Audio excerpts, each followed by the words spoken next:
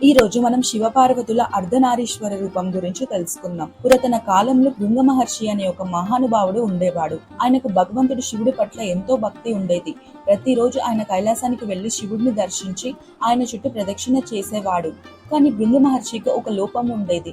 ఆయనకు శివుడే పరమేశ్వరుడు అని నమ్మకం. పార్వతీదేవిని ఆయన వేరుగా తక్కువగా భావించేవాడు.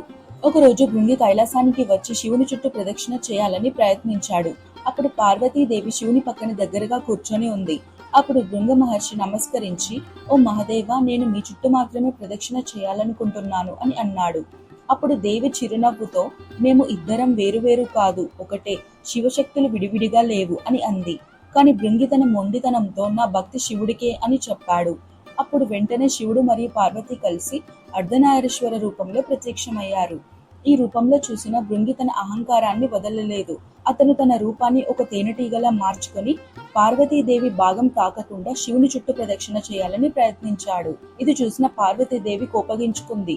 ఓ ఋషి, నీవు స్త్రీ గర్భం నుండే పుట్టావు, ఆయన స్త్రీను అవమానిస్తున్నావు. స్త్రీ లేకుండా సృష్టి ఉండదు, కాబట్టి నీకు ఇదే నా శాపం. నీ శరీరం స్త్రీ ద్వారా వచ్చిన శక్తిని కోల్పోతుంది. వెంటనే భృంగి తన శక్తిని కోల్పోయి నేల మీద పడిపోయాడు. అతని శరీరంలో చలనం లేకుండా పోయింది. అప్పుడు అతను శివపార్వతులను వేడుకోగా శివుడు ఇలా అన్నారు, భృంగి, ఇప్పటికైనా సత్యం తెలుసుకున్నావా?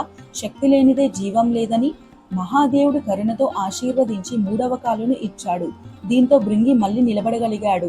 తన తప్పును తెలుసుకొని శివుడికి పార్వతికి నమస్కరించి అర్ధనారీశ్వర రూపం చుట్టూ ప్రదక్షిణ చేశాడు.